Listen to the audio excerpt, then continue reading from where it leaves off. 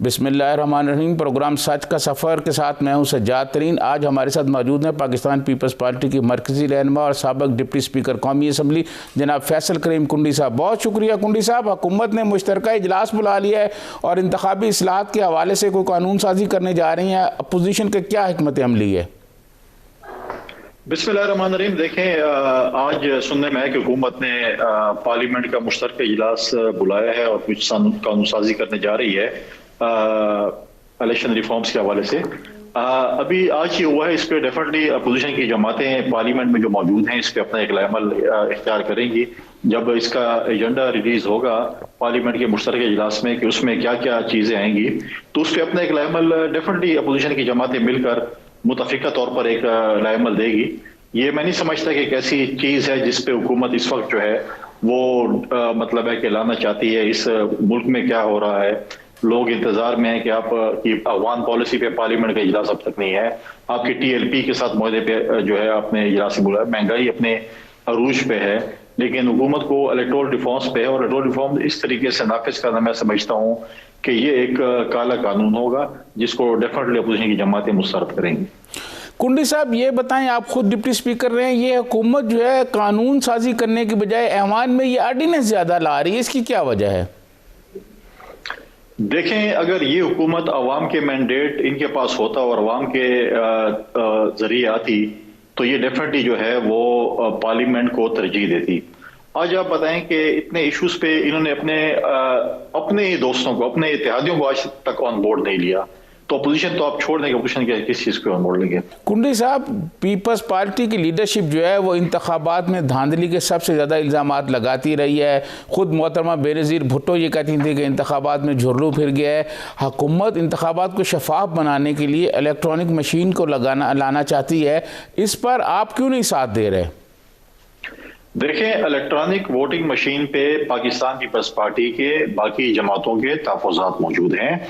इस पे election commission के तहफ़्फ़ुज़ात मौजूद हैं। इसको ट्रायल बेस पे माजी में किया गया था जो कि नाकाम हुआ, उस पर रिजर्वेशन है। जब इलेक्शन कमीशन ने इस पर रिजर्वेशन शो की, आपने देखा कि किस तरीके से उनके वफाकी वजीर जो है वो बिलबिला उठे और उन्हें इलेक्शन कमीशन जो कि चीफ इलेक्शन कमिश्नर इनका अपना अपॉइंटी है उस पर एतराज़ात उठाए, उसको बुरा भला कहा, उस पर रिश्वत के इल्जामात लगाए कि इन्होंने पैसे पकड़ लिए या जो भी बातें वो कर रहे थे वो आपके सामने है। अब देखें, हम कहते हैं कि इलेक्शन जो है वो साफ शफाफ होने चाहिए। हमने पिछले दफा जो है वो RTS सिस्टम का वो किया और देखें RTS सिस्टम किस तरह स्विच ऑफ कर दिया गया था। आज वो इलेक्ट्रॉनिक वोटिंग मशीन लाना चाहते हैं, उस पर बहुत सी चीजें, बहुत सी चीजों पे डिस्कशन है। ऐसे नहीं है कि आप कहें इलेक्ट्रॉनिक वोटिंग मशीन हमने ऑर्डर कर दी और आप इधर जाएंगे और उधर से आप किसी दुकान से या किसी डिपार्टमेंट से उसको ले आएंगे। उससे बहुत सी चीजें, बहुत से तहफ़्फ़ुज़ात हैं अपोजिशन जमातों को, इदारे को तहफ़्फ़ुज़ात इलेक्शन कमीशन को, जो कि बात सुनना नहीं चाहते। जब ये सुनना नहीं चाहते तो ऐसी चीजें तो नहीं चलती जिस तरीके से ये चलाना चाहते हैं। कुंडी साहब, हुकूमत और अपोजिशन के दरमियान बड़ी तलखी पैदा हो चुकी है, कश्मीर के मामले पर, अफगानिस्तान के मामले पर, फिर TLP के मामले पर। ये सारी जो चीज़ें हुई हैं इस पर कोई इत्तफाक राय, कोई मुश्तरका इजलास नहीं हो सका, कोई बात नहीं हो सकी। क्या किया जाए ये तलखी ख़त्म हो? देखें, ये तलखियाँ ख़त्म करना हुकूमत का काम है। आप देखें, जब भी पाकिस्तान के हवाले से, पाकिस्तान के जो है सालमियत के हवाले से कोई भी मीटिंग हुई है, चाहे वो नेशनल सिक्योरिटी की मीटिंग हुई है, चाहे वो सेशंस हुए हैं, जो भी हुए, पाकिस्तान पीपल्स पार्टी की लीडरशिप हमेशा मौजूद रही है। अगर उसमें कोई मौजूद नहीं हुआ तो वो एक शख्स है जिसका नाम इमरान खान है, वो हमेशा इन मीटिंग्स में नहीं होता। जब इनसे बात की जाती है कि आप कश्मीर के इशू पे बात करने के लिए पार्लियामेंट का सेशन बुलाएं, जब हम कहें कि जी आप इंडिया के हवाले से पार्लियामेंट का सेशन बुलाएं, जब इनको कहा जाता है कि अफगान पॉलिसी पे आप पार्लियामेंट का सेशन बुलाएं, जब TLP पे हम इनको बोलें कि आप पार्लियामेंट को ऑन बोर्ड लें, तो कहते हैं हम हुकूमत हैं, हमारी मर्जी, हम जो कुछ करें, हमने फैसले करने हैं, हम अपने इत्तेहादियों को भी और अपने अपोजिशन को ऑन बोर्ड नहीं लेना चाहते। लेकिन जब कोई चीज कड़वी होती है, जब इनको फैसला करना पड़ता है फ्रेंच एम्बेसडर का, तो फिर ये कहते हैं हम पार्लियामेंट से पूछेंगे।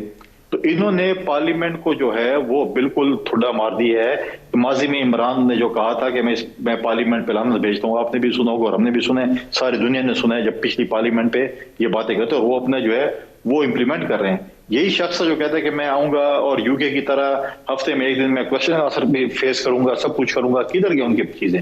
कभी भी इन्होंने पार्लियामेंट को ऑन बोर्ड नहीं लिया, कभी भी इन्होंने पार्लियामेंट में फॉरेन पॉलिसी पे डिस्कशन नहीं की, किसी इशू पे डिस्कशन नहीं की। तो अपोजिशन कैसे इनके साथ बैठ सकती है? मुझे बताएं किस तरीके से इनके साथ बैठे।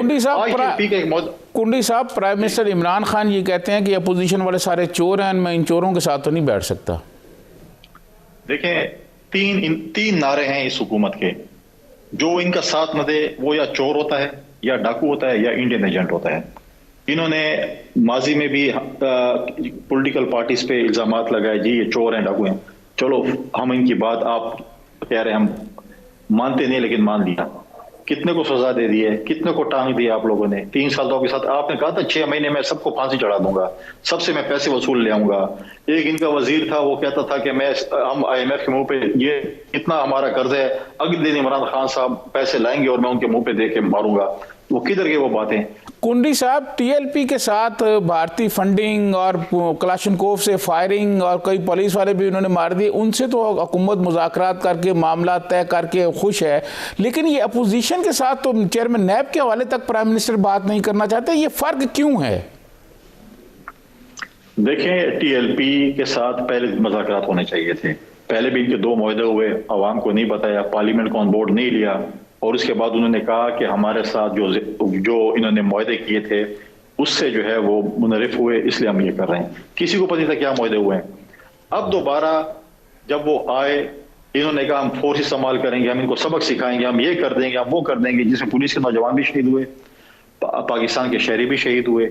आज मुझे बताएं कि आपने मुआहदा कर लिया, वो जो शहीद हुए हैं उनका क्या बनेगा? वो जो इमलाक को नुकसान पहुंचे, वो जो कारोबार को नुकसान पहुंचे, उसका जो है खमेजा कौन भुगते, मतलब है कि कौन उसको जो है उनकी जो है कारोबार के जो नुकसान था पूरा करेगा? आज आप आके जो है, आप तो कह रहे थे मैं ब्लैकमेलिंग में नहीं आता। जब बलूचिस्तान में हजारा कम्युनिटी के साथ जो है वो उनके जो लाशें पड़ी थी, उस वक्त तो ये कह रहे थे मैं किसी की ब्लैकमेलिंग में नहीं आता। आज आप उनके सामने लेट गए हैं, आज आपने उनके साथ मुआहदा कर लिया। कल आप क्या बयान दे रहे थे, आज आप क्या बयान दे रहे हैं? आपने कौम से खिताब करना था, वो आपने खत्म कर दिया। कौम से खिताब करने के लायक भी आप नहीं रहे। तो ये चीजें जो होती हैं, मतलब है कि हुकूमतें, आप मुझे बताएं कि 14 जो मॉडल टाउन की बार बार ये बातें करते हैं, इनकी 3 साल 3.5 साल हुकूमत हो चुकी है। इन्हें मॉडल टाउन के सानिए पे जो वाक़या हुआ था, किसको सजाएं दी है? उनके तो ऑफिसर्स जो थे उनको तो क्रीम पोस्टिंग इन्होंने दे दी है। किसको सजा दी है? सिर्फ इनके काम है कि इन्होंने सिर्फ नारे लगाने हैं, बाकी जो कुछ नहीं है। ऐसी मतलब है कि ये लगे हुए हैं, कुछ करने लायक है नहीं, हुकूमत इनसे चलनी नहीं है। अब आके जो है ये चीजें है, अब सिर्फ जो है झूठे दावे। आज आप मुझे बताएं कि आप टीवी प्रोग्राम्स करते हैं, इनके जो पहले जो आते थे और जो हमें जो है आके सिखाते थे, और इनके जो टॉक शोज में लोग आते थे, सीनियर लोग, आज मुझे अपने प्रोग्राम में उनको बुलाए ना, क्यों नहीं आते? आज उन्होंने प्रोग्राम में आना छोड़ दिया है। आज अपने जूनियर जो उनकी क्लास है उनको कहते हैं आप लोग प्रोग्राम में, हम तो नहीं जाते। ये तो इनकी सूरत हाल है। तो ये चीजें जो है कब तक चलेगी? कुंडी साहब, यहाँ वक्त तो एक ब्रेक का, नाज़रीन ब्रेक से वापस आएंगे तो फैसल करीम कुंडी साहब से मज़ीद गुफ्तगू जारी रखेंगे।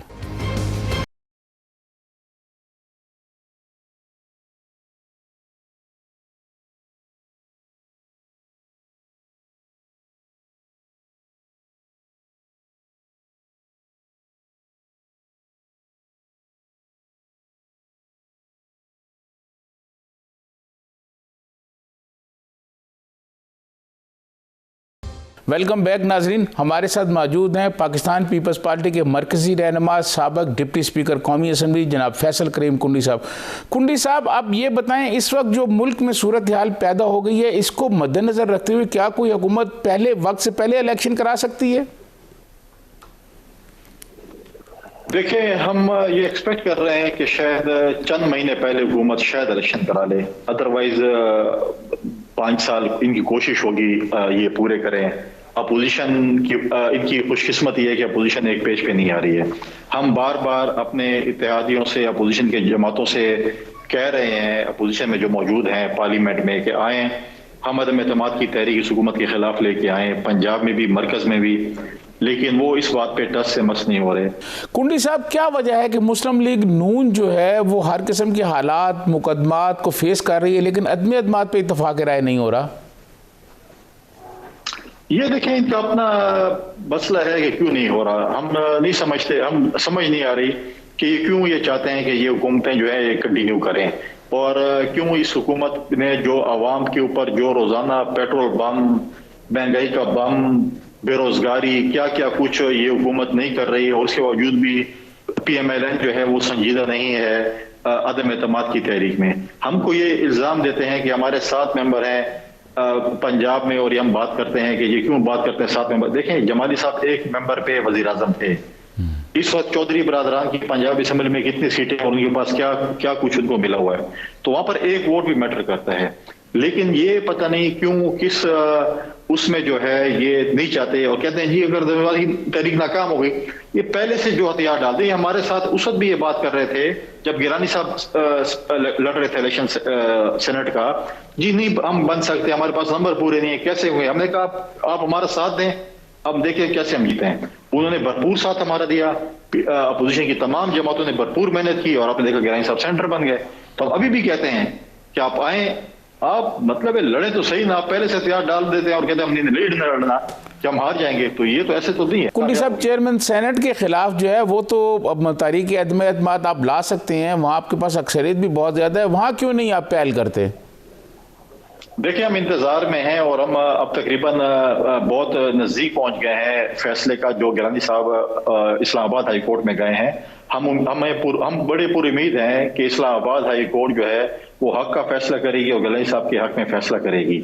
हम उस इंतजार में हैं जब उसका फैसला आ जाए, और खुदा न खास्ता अगर हमारे खिलाफ वो फैसला आता है तो हमारे पास ऑप्शन है अदम एतमाद की तहरीक लाने का, तो बिल्कुल हम अदम एतमाद की तहरीक लेंगे, इसमें तो कोई दो राय नहीं है। कुंडी साहब, इस वक्त जो पंजाब में पीपल्स पार्टी की सूरत हाल है, वो तो ऐसे लगता है कि पीपल्स पार्टी शायद आने वाले कई साल पंजाब में कैंडिडेट ही उनको ना मिले। देखें, ये आपकी एक जाती राय हो सकती है। ये बातें हमारे साथ मुख्तलिफ दोस्तों ने KP के हवाले से भी करते थे और पंजाब के हवाले भी से करते थे। KP में बहुत ज्यादा हमने रिवाइवल की है। आपने परसों भी देखा होगा कि परवेज खटक के जो भतीजे हैं, उनके जो वो उन्होंने पीपल्स पार्टी, उसके जो वालिद हैं लियाकत खटक के बेटे ने हमारे साथ पार्टी ज्वाइन की है। इमरान खटक जो कि MNA हैं PTI के, उनके भाई ने हमारे साथ पार्टी ज्वाइन की है। उससे पहले भी लोगों ने ज्वाइन की, और भी शमूलियतें हो रही हैं खैबर पख्तूनख्वा में। इस तरह पंजाब में भी इंशाल्लाह हमारी रिवाइवल है। लाहौर में आप देखें, हमने कैंडिडेट जो है वो लॉन्च किया हुआ है। बहुत से लोग हमारे साथ राब्ते में हैं। इंशाल्लाह आप इलेक्शन आने दें, फिर हम आपको बताएंगे कि हमारे पास तो कितने कैंडिडेट हैं और कितने कैंडिडेट नहीं है, और इंशाल्लाह हमारी रिवाइवल होगी। ये लाहौर में जो आपने कैंडिडेट दिया है असलम गिल साहब, क्या इनको 5000 वोट मिल जाएंगे? इंशाल्लाह आपकी दुआओं से बहुत ज्यादा वोट मिलेंगे। आप देखें तो सही कि क्या होता है। आपने तो 5000 का, इंशाल्लाह आप देखेंगे कि हम बिल्कुल वहां पर बहुत अच्छे कंपटीशन में हैं, और इलेक्शन के बाद इंशाल्लाह आपके साथ मैं प्रोग्राम करूंगा, और ये क्लिप आप संभाल के रखना। और दूसरी बात यह है कि बहुत से कहीं पे देखें हमारे कमजोर कैंडिडेट हो गए, कहीं पे हमारे मजबूत कैंडिडेट हो गए। मैंने अब कहा है कि हमारे साथ बहुत से लोग पंजाब में, साउथ पंजाब में इस वक्त राब्ते में हैं, और इंशाल्लाह वक्त आने दें, आप देखें कि किस तरह वो पीपल्स पार्टी को ज्वाइन करेंगे। कुंडी साहब, क्या KP से आफ्ताब खान शेरपाव से भी कोई बात हो रही है? इस किस्म की भी इतलात हैं कि पीपल्स पार्टी और उनके दरमियान कोई बातचीत हो रही है, ऐसी कोई है सूरत हाल? बिल्कुल नहीं, बिल्कुल इसमें कोई सदाकत नहीं है। आफ्ताब शेरपाव साहब के साथ हमारी कोई बातें नहीं चल रही हैं, ना हमारे साथ कोई डायलॉग्स हुए हैं। दूसरी बात यह है कि हम सियासतदान हैं, बातचीत होती रहती है। अगर फ्यूचर में कोई बातचीत हो तो और बात है। आज तक हमारी कोई उनके साथ रब्ता नहीं है, और न ही कोई हमने उनको कोई ऐसी ऑफर की है, ना कोई पॉलिटिकल ऐसी है। बाकी हम सियासी लोग हैं, हमारे दरवाजे हर किसी के लिए खुले हैं, डायलॉग्स भी होते हैं, बातचीत भी होती है, निगोशिएशन भी होते हैं। लेकिन शेरपाव साहब के हवाले से कोई ऐसी सदाकत नहीं है कि हमारी कोई उनके साथ बातचीत हो रही हो। कुंडी साहब, 10 दिन आसफ अली जरदारी इस्लामाबाद में आए और खामोशी से फिर चले गए, ये पसे पर्दा को मुलाकातें हो रही हैं? देखिए, आसफ अली जरदारी साहब इस्लामाबाद में है तो फिर भी लोग कहते हैं इस्लामाबाद नहीं आते हैं, आज हैं तो फिर भी जो है वो कहते हैं कि या आए हैं, पता नहीं मुलाकातें हो रही हैं। देखिए, वो अपने कोर्ट हियरिंग के लिए थे, नैब ने उनको तलब किया था। हमने हमेशा अदालतों का एहतराम किया है। वो इस वक्त हेल्थ बेस के ऊपर जो है वो उनको बेल मिली हुई है। वो उस हवाले से आए थे, डेफिनेटली वो आए तो चंद दिनों इस्लामाबाद में क़याम किया, पार्टी के दोस्तों ने मुलाकातें की, बाकी मुलाकातें भी हुई, तो ये कुछ हुआ। और अपने मतलब है कि वो एक ही उनकी एक्टिविटी थी जो कि वो जमाली साहब के घर उनके वालदा की दुआ के लिए गए थे। बाकी उन्हें कोई ऐसी एक्टिविटी नहीं, घर पे थे, लोगों ने आके मुलाकातें की, पार्टी के दोस्तों ने मुलाकातें की, और चंद दिन गुजार के वो वापस ही चले गए। कुंडी साहब, ये बताएं कि इस वक्त जो मुल्क की मौजूदा सूरत हाल है, इसके मसाइल जो अवाम को दरपेश हैं, इसको हल करने के लिए कोई आपके पास फार्मूला है? हमारे पास बिल्कुल इस का फार्मूला है। देखें, जो हुकूमत इस मुल्क के साथ कर रही है, जो इसका सत्यानाश कर रही है, उसका सद्भाव करना बहुत मुश्किल है। लेकिन पाकिस्तान पीपल्स पार्टी ने माजी में भी देखें, जब भी पाकिस्तान पीपल्स पार्टी को हुकूमत मिली, हमेशा क्राइसिस में मिली। 2008 में जब मुल्क तबाह हाल था, बारूदों से भरा ढेर था, खुदकुश तमाकू का पाकिस्तान था, टारगेट किलिंग का पाकिस्तान था, अगवा बर तावान का पाकिस्तान था, उस वक्त पाकिस्तान पीपल्स पार्टी को हुकूमत दी गई और कहा कि आपकी मरगला की पहाड़ी उस तरफ दहशतगर्द खड़े हैं और किसी भी वक्त जो है वो इस्लामाबाद पर चढ़ दौड़ेंगे। हमने अपने इत्तेहादियों के साथ मिलकर हुकूमत बनाई। हमने कोशिश की कि हम इस मुल्क को क्राइसिस से निकालें और बहुत हद तक हमने क्राइसिस निकाला। हमने एक अमन का सफर शुरू किया जिसमें बहुत से लोगों ने, बहुत से सिक्योरिटी फोर्सेस के नौजवानों ने, पुलिस के नौजवानों ने कुर्बानी दी, शहरियों ने कुर्बानी दी और उसके बाद हम एक अमन के सफर की तरफ रवाना हुए और आज बहुत हद तक अमन अमान कायम हो चुका है। तो ये देखें, जब भी क्राइसिस होती है फिर उस पार्टी को हुकूमत दी जाती है। हमारे उस वक्त भी क्राइसिस थे, आप देखें इकोनॉमिकल क्राइसिस उस वक्त भी दुनिया में थे। लोग दुबई के एयरपोर्टों में गाड़ियां छोड़कर मुल्क से भाग रहे थे। हमने उस वक्त भी मुल्क को संभाला। हमने जो है गंदम को जो है, जब हम इंपोर्ट करने वाले मुल्क थे, हमने एक्सपोर्ट करना शुरू किया। हमने फ्लड फेस किया 2010 का, हमने आईडीपीज फेस किए। हमने जो है ऑपरेशन जो है, जो फौजी ऑपरेशन हो रहे थे फाटक इलाके में, सुवात के इलाकों में, हमने उनके भी अखराजात बर्दाश्त किए। और उसके बाद हमने सरकारी मुलाजमीन की तनख्वाहें बढ़ाई, हमने लोगों को रोजगार दिया, हमने कोशिश की, हमने डॉलर को इस तरीके से नहीं चढ़ने दिया जो आज आप देखेंगे डॉलर जिस तरीके से चढ़ रहा है। तो इस सब चीजों को हमने जो है कंट्रोल करके चीजों को चलाने की कोशिश की अपने इत्तेहादी जमातों के साथ। लेकिन इस तरह नहीं कि जिस तरह आप देखें हर 15 दिन बाद आप देखें पेट्रोल की कीमतें चढ़ रही हैं, रोजमर्रा की अशिया जो हैं वो चढ़ रही है। कल गैस की कीमतें चढ़ी हैं, आज आटे दोबारा और चीनी महंगी हुई है। आप मुझे बताएं कि रोजमर्रा और कोई कंट्रोल ही नहीं है। कल हमारे वजीर खजाना ने दोबारा कहा है कि आपकी बिजली की कीमतें और आपके जो है पेट्रोल कीमतें और भी चढ़ेंगी। तो कहां तक आप लेके जा रहे हैं? वो फैसल वाडा साहब ने कहा था ना कि 200 रुपए लीटर तक पेट्रोल पहुंच जाएगा फिर भी लोग बर्दाश्त करेंगे, तो वो 200 के तकरीबन पहुंच चुके हैं। लेकिन इस मुल्क को मुश्किलात से निकालने के लिए मैं समझता हूं कि पाकिस्तान पीपल्स पार्टी और इसकी इत्तेहादी जमातें जो है उनके, हमारे पास फार्मूला है। इंशाल्लाह जब हम हुकूमत में आएंगे तो इंशाल्लाह हम इस मुल्क को जो है हमारी पूरी कोशिशों की इस क्राइसिस से निकालें। जो बेड़ा गर्क इस हुकूमत ने किया है, इस हुकूमत का जो है इस मुल्क को जो वापस अपने जो है डगर पे लाने के लिए बहुत मेहनत करनी पड़ेगी। नाज़रीन, यहाँ वक्त हुआ है ब्रेक का। ब्रेक से वापस आएंगे तो कुंडी साहब से ये पूछेंगे कि वफाकी वज़रा तो ये कहते हैं कि सिंध में महंगाई ज़्यादा है, वहाँ कारकर्दगी बेहतर करने की ज़रूरत है। यहाँ वक्त हुआ है एक ब्रेक का।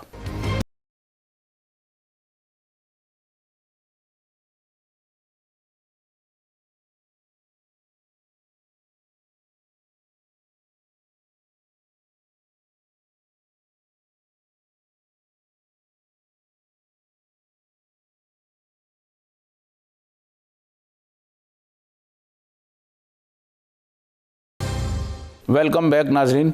कुंडी साहब, वफाकी वज़रा ये कहते हैं कि सिंध में कारकर्दगी बेहतर बनाने की ज़रूरत है, वहाँ बाकी सूबों से ज़्यादा महंगाई है। देखें, ये तो इनके पास कोई और बात करने को होती नहीं है, तो इनके पास सिंध टारगेट होता है। आप बताएं कि आपने अपने, चलो हम ये कहते हैं सिंध में महंगाई ज़्यादा है, पंजाब में क्या चीज़ सस्ती है, केपी में क्या चीज़ सस्ती है? आज आप मुझे बताएं कि यहाँ पर अस्पतालों में इन्होंने क्या, हमने हेल्थ कार्ड दे दिए हैं। मैं कहता हूं कि आए आप हमारे साथ एक कमीशन बनाए, कमेटी बनाए जिसमें मीडिया के हमारे दोस्त हों, जिसमें हमारे पॉलिटिकल पार्टीज के दोस्त हों। हम सिंध के हेल्थ फैसिलिटीज विजिट करते हैं, हम पंजाब और खैबर पख्तूनख्वा की विजिट करते हैं जो कि पिछले 8 साल की यहाँ पर हुकूमत है कि किसके बेहतर है। आज लोग, मैंने नहीं सुना कि इलाज के लिए सिंध से कोई बंदा पंजाब या खैबर पख्तूनख्वा गया हो, लेकिन मैंने बिल्कुल काफी लोगों को देखा है कि जो खैबर पख्तूनख्वा और पंजाब से गए हैं और उन्होंने सिंध में अपने इलाज कराए हैं, दिल के अमराज के इलाज कराए हैं। वहां पर अगर आप देखेंगे वहां पे लिवर ट्रांसप्लांट फ्री हो रहा है, दिल के अमराज के इलाज फ्री हो रहे हैं, किडनी ट्रांसप्लांट फ्री हो रहा है। कल आपने देखा होगा एक और अचीवमेंट किया कि वो फालिज के मरीजों का इलाज वो वहां पर कर रहे हैं और ये सब फ्री है। यहाँ पर तो आपने जो है वो सारी चीजें मतलब है कि कमर्शलाइज कर दी हैं।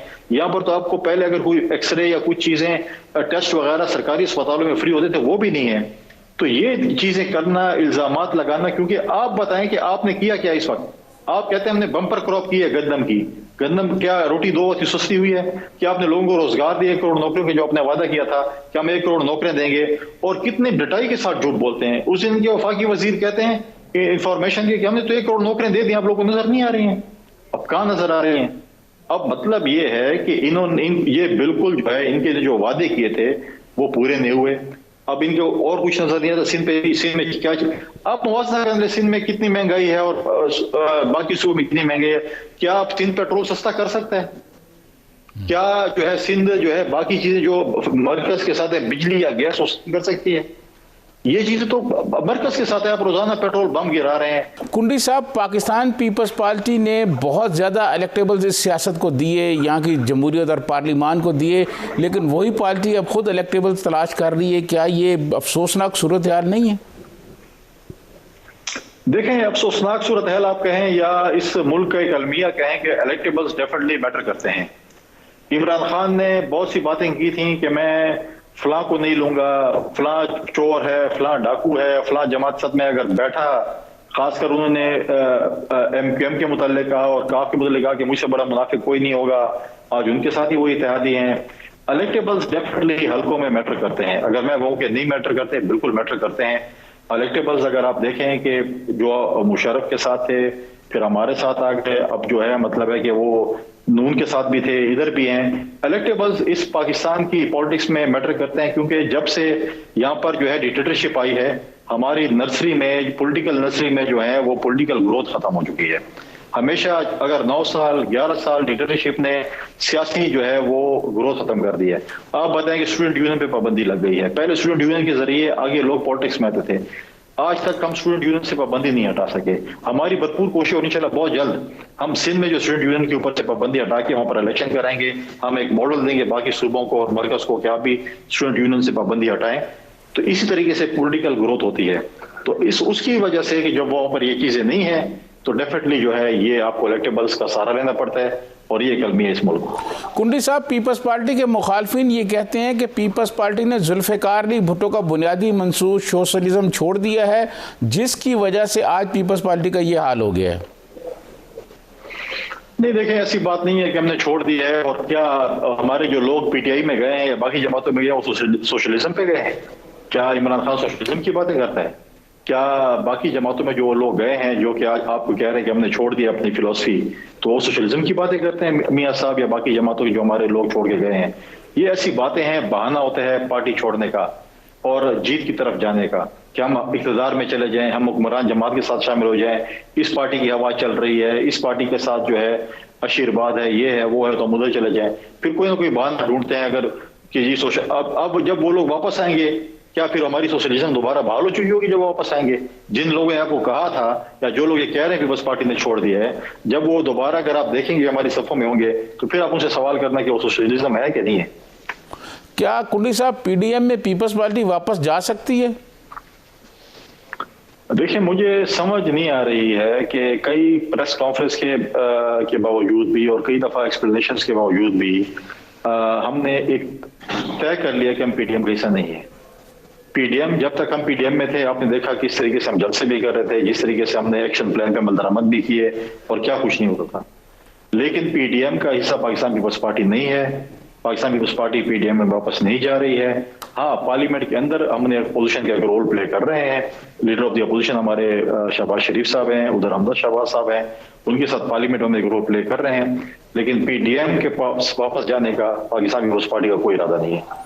कुंडी साहब, पीपल्स पार्टी के खुद कुछ लोग ये कहते हैं कि पीपल्स पार्टी सिंध में इक़्तिदार में है, जिसकी वजह से मज़ामती तारीख नहीं चला रही, क्योंकि लीडरशिप जब पंजाब में आती है तो वो सिंध के हैंगओवर में रहती है इक़्तिदार में। जब तक वो ख़त्म नहीं होता पीपल्स पार्टी पंजाब में मज़ामत नहीं कर सकती। देखें, ये तो एक बात है करने की, जी पीपल्स पार्टी सिंध में है और वो यहाँ पर मज़ामत नहीं करती। देखें, अभी भी रिसेंटली महंगाई के खिलाफ अगर आप देखें जो पाकिस्तान पीपल्स पार्टी ने पूरे मुल्क में कॉल दी थी, उससे पहले हमने हर सूबे में, हर जिले में, मुख्तलिफ दिनों में हमने वहाँ पर महंगाई के खिलाफ कॉल दी और बड़े अच्छे तरीके से पंजाब में भी, साउथ पंजाब में भी, खैबर पख्तूनख्वा में भी, बलूचिस्तान में भी लोगों ने जो है वो उसमें जो है शिरकत की और बड़े सलूक के साथ उन्होंने किया। अभी जहाँ तक बात है कि ऐसी एक डिबेट के लिए आप कह सकते हैं कि जी वो सिंध में हुकूमत में है इसलिए चीज नहीं। देखिए, हम उसमें बड़ी मेहनत कर रहे हैं, काम कर रहे हैं। अभी भी हमारी चेंजेस हुई हैं, सूबाई तंजीमों में भी चेंजेस हुई हैं। बिल्कुल इंशाल्लाह आप देखेंगे कि पंजाब में हमारी रिवाइवल होगी, केपी में हमारी रिवाइवल होगी और आप देखेंगे इंशाल्लाह कि अगले इलेक्शन में पाकिस्तान पीपल्स पार्टी इंशाल्लाह जो है पाकिस्तान में हुकूमत बनाएगी और इंशाल्लाह हम अपने सूबों में भी हुकूमत बनाएंगे। क्या फार्मूला है आपके पास हुकूमत बनाने का? 500-500 400-400 वोट आपके कैंडिडेट जो हैं वो वोट ले रहे हैं और आप कहते हैं कि जी हम हुकूमत बनाएंगे। वो जादू की क्या छड़ी है आपके पास? देखिए, बिजनेस सीक्रेट तो कोई किसी को नहीं बताता ना कि क्या आपके बिजनेस सीक्रेट क्या है। पॉलिटिकल जो है वो मैनूवरिंग तो हम आपको नहीं बताएंगे हमने क्या करना है। इलेक्शन जब आएगा, मैदान सजेगा, तबले जंग बजेगा और फिर हम इंशाल्लाह जो है अपने जो हमारे पास कार्ड्स हैं, जो हमारे पास अपना एक लामल है, उसके मुताबिक इंशाल्लाह हम आप आएंगे और इंशाल्लाह आपके साथ ही प्रोग्राम करेंगे और आप इंशाल्लाह हम 100% इंशाल्लाह यकीन करते हैं कि आप भी तारीफ करेंगे, आप कहेंगे कि आपका बड़ा अच्छा जो है इकदाम था और आपने ये काम किया।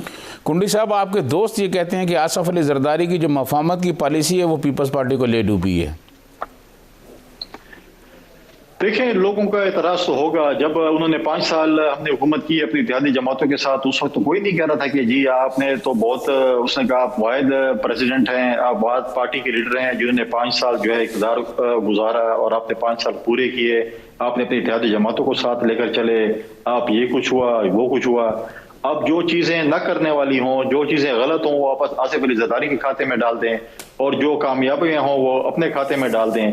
ऐसी चीजें नहीं होती। मफाहमत की पॉलिटिक्स ने कभी भी जो है पाकिस्तान पीपल्स पार्टी को नुकसान नहीं दिया। पाकिस्तान पीपल्स पार्टी जो है हमेशा मफाहमत में, डायलॉग्स में बिलीव करती है और इंशाल्लाह हम बिलीव करते हैं। और ये लोग जो आपको कह रहे हैं कि पाकिस्तान आसिफ अली जरदारी की मफाहमत ने पाकिस्तान पीपल्स पार्टी को तबाह किया या खराब किया, जब वो लोग वापस इसी सफ़ों में खड़े होंगे फिर आप उनसे सवाल करना कि अब आसिफ अली जरदारी साहब की पॉलिटिक्स क्या है। कुंडी साहब, अफगानिस्तान में तालिबान के आने के बाद हमारी हुकूमत ने जो पॉलिसी अपनाई है, आप उससे मुत्तफिक हैं? मैं बिल्कुल इससे मुत्तफिक नहीं हूँ। देखें, जब अफगानिस्तान में फॉल ऑफ काबुल हुआ था, पाकिस्तान पीपल्स पार्टी ने अपनी सीसी की मीटिंग कॉल की थी और उसमें हमने अपना एक लाएमल दिया था। हम बार बार ये कह रहे हैं कि अफगानिस्तान पॉलिसी के ऊपर पार्लियामेंट को ऑन बोर्ड लें, आप हमारे साथ बात करें, आप बातचीत करें, लेकिन बातचीत करने को ये तैयार ही नहीं थे। ये कहते हैं हम पार्लियामेंट क्यों ऑन बोर्ड, हम तो हुकूमत में हैं, हम अपने फैसले करेंगे। फिर उन्होंने कहा कि हमने एब्सोल्यूट नोट कर दिया, हम इनको कोई अड्डे नहीं दे रहे हैं। भाई अल्लाह के बंदे, आपसे किसने कहा कि आप अड्डे दें? अड्डे तो जब लोग आते हैं तो मांगते हैं, जब जाते हैं अड्डे नहीं मांगते हैं। वो तो जो है वो वापस अपने मुल्कों में जा रहे थे। फिर रिसेंटली एक अखबार में आया कि आपने उनको अपनी एयर स्पेस इस्तेमाल करने की इजाजत दी। फिर जब उनका ट्रांजिट हुआ, आपने इस्लामाबाद सील करके तमाम होटल खाली करा के उनको रास्ता नहीं दिया। तो ये ट्रांजिट क्या वो बाकी मुल्कों के साथ नहीं कर सकते थे कि सिर्फ आपने करना था? जब उन्होंने कुछ करना था तो वो कर दिया। आपने उनके अहकामात माने, आपने सब कुछ किया। उसके बाद उन्होंने 3 साल बाद आपको जाके फुल टाइम एक एम्बेसडर दिया। आज तक हमारा अमेरिकन एम्बेसडर फुल टाइम 3 साल तक नहीं था, अभी अमेरिकन एम्बेसडर फुल टाइम आया। आपकी अफगान पॉलिसी क्या होगी? जब एक वजीर आजम कहता है कि कानी एक कबीला है अफगानिस्तान का, उसको ये पता नहीं है कि वो कबीला है या वो कानी मदरसे से पढ़ के आए हैं। तो पॉलिसी तो इनको ये है। फिर ये कहते हैं हम टीटीपी के साथ मुज़ाकरात करके उन सबको आम माफी का ऐलान करते हैं। पता नहीं क्या क्या चीजें, खुदा माफी दे, ये मतलब बातें करते हैं, इनको समझ ही नहीं है। अफगानिस्तान के मुतालिक जिस शख्स को ये पता ना हो कि ये कबीला है या नहीं है, जिसके मुतालिक कोई चीज पता ना हो, हम तो यही कहते हैं कि आप पार्लियामेंट को ऑन बोर्ड लें। कल ऐसा ना हो कि आप लोग जो है तबाही की तरफ चले जाएं और आखिर में आप बोलें कि हम तो ये गुल खिला के आ गए हैं, अब आकर इस मुल्क को बचाएं और पाकिस्तान को, अफगानिस्तान को बचाएं। कुंडी साहब, डीआई खान से बहुत सारे लोगों ने मुझे सवालात भेजे हैं जिसमें अक्सरियत लोग ये पूछ रहे हैं कि डीआई खान का जो एयरपोर्ट है वो कब खुलेगा और लोगों को कब सहूलत मिलेगी। उस हवाले से आप क्या रोल कर सकते हैं? देखिए, इसमें हम क्या रोल प्ले कर सकते हैं? हम आपके फोरम पे आवाज उठा सकते हैं, हम अखबार में स्टेटमेंट दे सकते हैं, हम टीवी टॉक शोज में बात कर सकते हैं। मेरे अपने पाकिस्तान पीपल्स पार्टी जो हमारी खैबर पख्तूनख्वा में हमारे 4-5 MPAs हैं, उसमें से एक मेरा भाई अपने यहाँ के हल्के से MP है, बल्कि उसके हल्के में ये एयरपोर्ट है। 9/11 के बाद एयरपोर्ट डीआई खान का बंद हो चुका था। हमारे दौरे हुकूमत में हमने इसको दोबारा शुरू करवाया। मियाँ साहब जब आए थे डीआई खान तो उन्होंने कहा मैं इसको इंटरनेशनल एयरपोर्ट बना रहा हूँ। फिर इमरान खान साहब ने कहा कि नहीं, डीआई खान इंटरनेशनल एयरपोर्ट बन रहा है। वो इंटरनेशनल एयरपोर्ट बना तो नहीं, बल्कि यहाँ की जो फ्लाइट्स हैं वो भी बंद होगी। बल्कि तारीख में पहली दफा हुआ है कि यहाँ पर जो है वो यहाँ का जो बुकिंग ऑफिस है वो भी यहाँ से खत्म हो चुका है। तो हमने सुबह ही असम्बली खैबर पख्तूनख्वा में इसके लिए आवाज उठाई है, एयरपोर्ट को रीओपन के लिए, इसका बुकिंग ऑफिस दोबारा शुरू करने के लिए। अपोजिशन में तो हम आवाज ही उठा सकते हैं। यहाँ के जो नुमाइंदे हैं उनका हक बनता है कि वो चीजें जो है जो ये चीजें जो कि डीआई खान के लिए रिलेटेड हैं उनके लिए हो रहा है। डीआई खान की तरक्की के लिए हम सबको मिलजुल कर काम करना पड़ेगा। चाहे वो हमारे ओपोनेंट्स हों, अच्छा काम करेंगे हम उनको सपोर्ट करेंगे, लेकिन डी खान के एयरपोर्ट की बंदिश मैं समझता हूँ कि बहुत बड़ी जो है इस वक्त हमारी नाअहली है हमारे मुंतखब नुमाइंदों की। बहुत बहुत शुक्रिया फैसल करीम कुंडी साहब। नाजरीन, आपने साबिक डिप्टी स्पीकर कौमी असम्बली जनाब फैसल करीम कुंडी साहब की गुफ्तगू सुनी। इसी के साथ मुझे इजाज़त दीजिए। अल्लाह हाफिज़।